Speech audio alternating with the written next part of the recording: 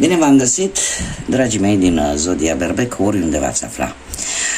Iată-ne ajunși la o nouă lectură, de data aceasta pentru ce a mai rămas din luna lui august, sfârșitul acesta de august. O lună foarte energică, o lună importantă,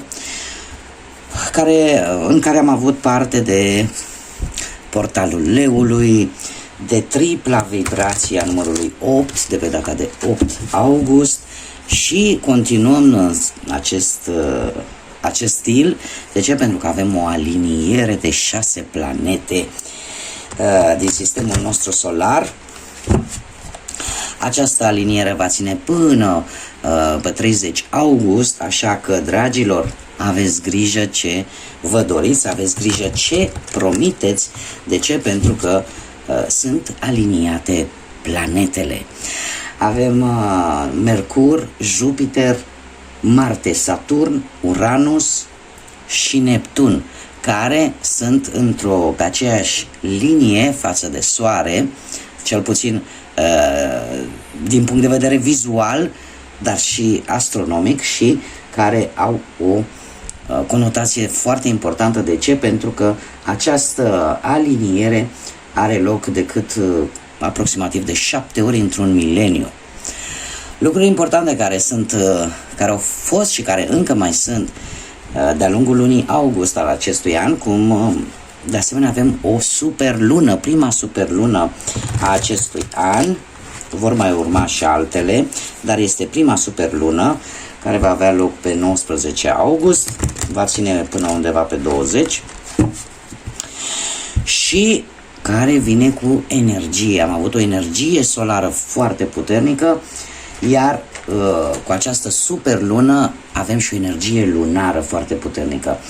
Ce se va întâmpla? Se pare că vom avea oportunitatea de a ne vedea pe noi înșine, de a debloca acea putere interioară pe care o avem în noi, de a vedea de fapt ce potențial avem. Vom vedea viața cu alți ochi, vom vedea anumite situații într-un mod poate total diferit față de cum le-am văzut, și este un îndemn de a colabora sănătos cu tehnologia. De ce? Pentru că avem pe Mercur, care despre asta ne vorbește, de comunicare, dar în același timp și de tehnologie. Asta ce înseamnă? Că va trebui probabil să avem mai multă grijă dacă există variante, de exemplu, în a comunica cu persoanele dragi de lângă noi și a o face la modul fizic, da? Nu prin mesaje, nu prin SMS-uri sau prin, lucruri de-astea virtuale, să o facem. Iar pentru cei care poate nu folosesc foarte mult tehnologia, să încercăm să ne ajutăm de tehnologie, poate în a ne rezolva anumite situații care, într-adevăr, se pot rezolva cu ajutorul tehnologiei. De asta zic, o conexiune, o colaborare sănătoasă cu tehnologia. Bun, haideți să vedem ce am pentru voi în această perioadă. Avem un paș de spade, avem un 9 de spade, un 2 de monede, turnul și cavalerul de bâte. Bun, dragilor, haideți să vedem. Pajul de spade, situația actuală. Situația actuală îmi vorbește foarte mult de nerăbdare. Nu știu, poate în jurul vostru aveți așa persoane un pic obositoare, care nu prea, nu știu, care încearcă poate să afle anumite secrete de la voi și ar fi foarte indicat în acest moment poate să nu dezvăluiți secrete anumitor persoane. De ce? Pentru că e posibil ca mai târziu aceste secrete să fie folosite împotriva voastră și desigur veți regreta acest lucru. De asemenea, ne mai poate vorbi poate de acea nerăbdare de a învăța ceva nou, de a începe ceva nou. E posibil pe plan, să zicem așa, profesional, să apară ceva conflicte ușoare la locul de muncă. Cum de asemenea e posibil să apară un nou job în care documentația va fi necesară. Asta ce înseamnă? Nu știu, poate ați fost la un interviu și încă nu vi s-a dat un răspuns, dar vi se tot cer așa documente. Nu este nimic personal, pur și simplu e nevoie de documente în plus, e nevoie de ceva în plus. Dacă vorbim de bani, se pare că situația actuală dacă sunteți într-o situație în care, din punct de vedere material, aveți ceva probleme, poate ar fi bine să cereți ajutorul unui specialist, cuiva care se pricepe cu chestiuni din acestea financiare. Nu ar trebui să faceți cheltuieli care nu sunt necesare, iar dacă vorbim de dragoste, pentru cei care sunteți într-o relație, posibil să apară anumite conflicte ușoare, ar trebui să vă dați un pic de spațiu, pentru că dacă există respect, există iubire, lucrurile se vor clarifica de la sine, da? Dacă sunteți singuri, multă răbdare. De ce? Pentru că totul vine atunci când trebuie, totul vine în timpul său divin. Ce nu mai are atât de multă importanță, sau cel puțin în acest sfârșit de august, pentru voi nu mai are așa multă importanță și e foarte bine că e așa. De ce? Pentru că avem un nou de spade care ne vorbește de temeri, de frici, de gânduri negre, de nopți nedormite, de o așteptare posibil dificilă. Dacă vorbim pe partea asta profesională, cumva ți-ai dat seama că trebuie să fii sănătos atât emoțional cât și fizic și trebuie să ai un pic mai multă răbdare. Cum de asemenea, pentru unii dintre voi, dacă vorbim de dragoste, anumite preocupări care erau în relație, cumva le lași la o parte. Da? Oricum, apare atenționarea de a nu avea încredere în persoane recent cunoscute. Da? De a nu oferi încredere așa pe tavă. Mai ales pentru cei singuri. Mergem mai departe și haideți să vedem ce vine către tine. Și avem un 2 de monede. Dragilor, către voi va veni o necesitate de echilibru, cam pe toate aspectele vieții. Cumva va trebui să acordați în acest sfârșit de august o mai mare atenție la ce este mai important pentru voi și de a nu încerca să rezolvi mai multe lucruri odată. Chiar dacă poate acest lucru le-ai mai făcut înainte și ai senzația că le poți ține pe toate într-un echilibru. Totuși, în această perioadă ar fi indicat să acorzi atenție strict la ce este cel mai important pentru tine și să te canalizezi, să te focusezi către acest lucru. De asemenea, e posibil să apară o schimbare în viața ta care să ceară să te adaptezi. Poate unui nou loc sau unui nou job. Cert este că toate posibilele obstacole sau posibile întârzieri care pot apărea în viața ta, ești conștientă că le poți rezolva. Așa că nu trebuie să pui mai multă presiune pe tine decât este necesar. Ce ar mai fi de spus? E posibil și ar fi chiar indicat, e un mix sfat al cărților, de a pune ceva bani deoparte într-un alt loc, nu doar în cel pe care l-ai în acest moment. Nu știu, poate unii țineți banii decât în bancă sau decât acasă, sau să încercați să vă puneți așa un pic de o cantitate de bănuți într-un alt loc față de cel pe care îl aveți în acest moment. Da, o rezervă. La locul de muncă se pare că ești destul de atentă pe ceea ce faci și e bine, pentru că ar trebui, poate, nu știu, dacă încerci să faci mai multe lucruri din punct de vedere profesional, axează-te cel puțin măcar pe 2 care sunt importante. Dar nu începe foarte multe lucruri, chiar dacă poate consider că le poți face față. Cât privește pe partea bănuților, în această perioadă a lunii lui august, aș zice că e un bun moment să încerci să nu faci speculații. Și trebuie să fii un pic mai atentă la ce intră și la ce iese. Ce mai fi de spus pe partea dragostei? Se pare că unii dintre voi petrec poate sau vor petrece din anumite motive mai puțin timp cu perechea voastră. Ar trebui să încercați să faceți relația un pic prioritară. Da? Să vă faceți timp și pentru acest aspect al vieții voastre. Pentru cei singuri se pare că cumva temiți. Pentru cei care sunteți singuri. Ziceți că îți faci timp să-ți cauți pe cineva, simți nevoia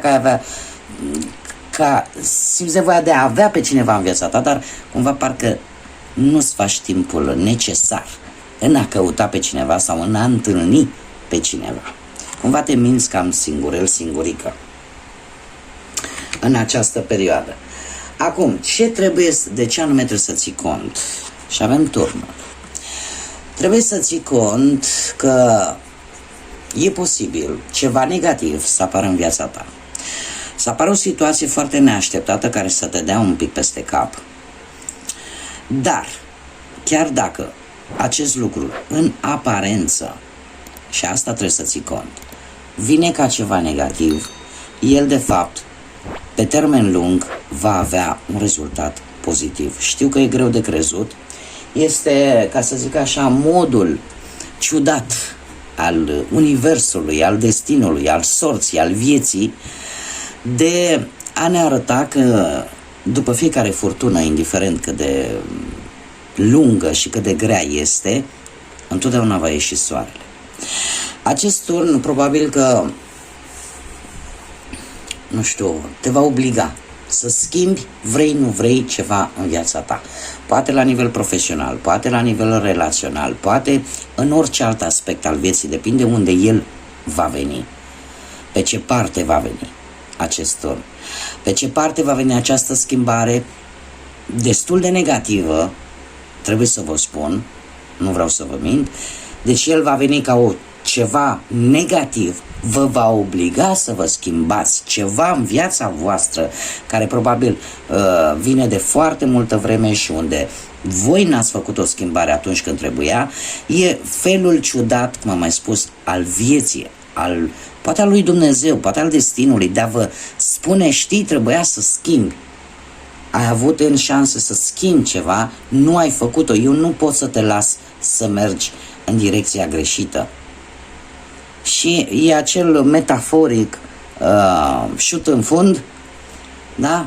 Ca să mergi înainte. Este dureros, e posibil să vă supere, e posibil să vă necăjească această schimbare bruscă, dar ea vine pe termen lung, vine de fapt cu un rezultat pozitiv. De ce? Pentru că vine cu o schimbare. O schimbare necesară în viața voastră. Și care, cum am mai spus, pe termen lung va fi de fapt ceva pozitiv. Acum, ce trebuie să știi? Trebuie să știi cu acest cavaler de bâte, trebuie să știi că cumva această energie de a obține ceva important pentru tine are nevoie de un plan. De un plan bine pus la punct. Nu știu, e posibil să aveți un rival, poate tot dintr-un semn de foc la fel ca și voi, berbec, leu, săgetător, sau cineva care nu dă un pas înapoi. Da? Cineva care e la fel de ambițios la fel ca și voi și dacă nu vorbim de acest cineva, atunci vorbim de o reușită care va veni rapid și total neașteptat. Unii poate vor avea parte de o schimbare de job, alții o schimbare de locuință, alții vor avea parte de o schimbare un pic forțată, de o anumită situație, dar va fi ceva pozitiv și cum bine am văzut cu turnul, apare această schimbare care în aparență este negativă, dar ea va avea un rezultat pozitiv. Da? Haideți să vedem ce ne spun și runele, ce rune am pentru voi, dragilor, ce vine pentru Zodia Berbec, te rog. Și avem Ehwaz, care ne vorbește de forță. de iluminare, de anduranță, de protecție.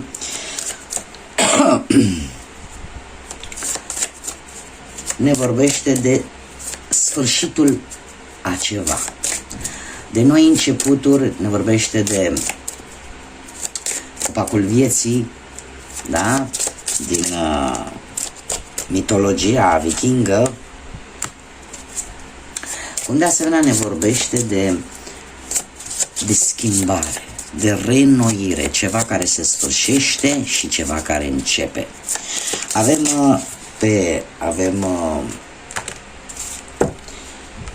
Pelagus, care despre ce ne vorbește? Despre apă. Foarte interesant. De ce? Pentru că avem aici o transformare, ceva care se termină, ceva care începe, dar în același timp avem apa, care ne vorbește de intuiție, ne vorbește de imaginație, ne vorbește despre vise, emoții, speranțe, dar și frici, care sunt perfect normale. În momentul în care vine o perioadă de transformare, o perioadă de schimbare bruscă în viața noastră, asta ne aduce acele emoții poate de teamă, teama de nou, că nu știm ce vom face sau nu știm cum va fi drumul, și care sunt perfect normale, mai ales pentru această ultimă perioadă a lunii lui august. Avem de asemenea și runa Ansus, care se pare că se vor revela, vor ieși la suprafață anumite mesaje, o anumită comunicare. Ansus este runa care ne vorbește de semnale, de mesaje divine posibil, o comunicare extraordinară poate cu universul și o înțelegere mai bună a lucrurilor. Ne vorbește foarte mult de înțelepciune și de a fi inspirați în a face ceva. Cum de asemenea ne vorbește și de adevăr. Este runa care, încheind, da, această tiradă aici, în urma acestei schimbări, în urma a tot ce va veni, nou poate, în viața ta, de fapt, îți vei da seama că de un adevăr posibil, sau îți vei da seama de un anumit aspect care până acum poate nu l-ai văzut, nu l-ai perceput.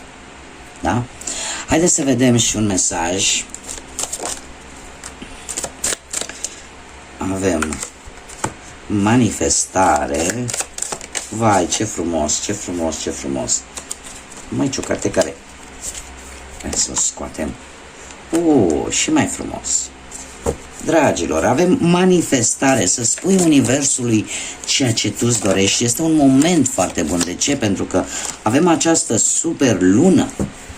Super lună, cere universului ceea ce îți dorești. Avem luna de miere. Unii dintre voi sunteți poate într-o fază de lună de miere sau într-o fază asemănătoare lunii de miere. Poate sunteți în vacanță sau vreți să faceți o călătorie poate către un eveniment care are loc într-un alt loc, poate chiar mergeți cu avionul sau nu e neapărat necesar, dar eu aș zice că unii dintre voi ar trebui să fie foarte atenți în această perioadă, mai ales cei care aveți această adicție a jocurilor de noroc. De ce? Pentru că vă poate cauza probleme financiare. Da? Așa că mare grijă pentru cei care știți că aveți această problemă a jocurilor de noroc, pentru că nu este, în primul rând, nu este nicio lună în care acest sfârșit de august nu este un moment prielnic pentru jocurile de noroc și în același timp se pare că lucrul acesta îți poate cauza probleme financiare. Iar această fază de lună de miere, pentru cei care nu vor face nicio căsătorie poate sau nu vor merge într-o călătorie către un eveniment de genul acesta, se pare că traversează o perioadă asemănătoare lunii de miere, în care dragostea, înțelegerea și lucrurile pozitive sunt în viața lor. Poate mergeți într-o mică vacanță, și vă bucurați de acest lucru. Dar ce este cel mai important? Manifestați Universului ce vreți. Spuneți, faceți acea rugăciune către fiecare în funcție de ce credință are, da? Cereți. Nu? Avem și noi în religia noastră, eu sunt ortodoxă de exemplu, și avem și noi în religia noastră un sfat. Cere și ți se va da. Dar cere. Da? Bun. Atât am avut pentru voi, dragilor, din Berbec. Eu vă mulțumesc pentru atenție, ca de obicei, și sper să scăpăm de această căldură care efectiv ne topește și care mi întârzie și mie lecturile. Eu sper să fiți bine, protejați-vă de soare, stați cât se poate la răcoare, răcoriți-vă și urându-vă toate cele bune, multă energie pozitivă, până data viitoare când ne vom revedea. Să fiți iubiți, dragilor!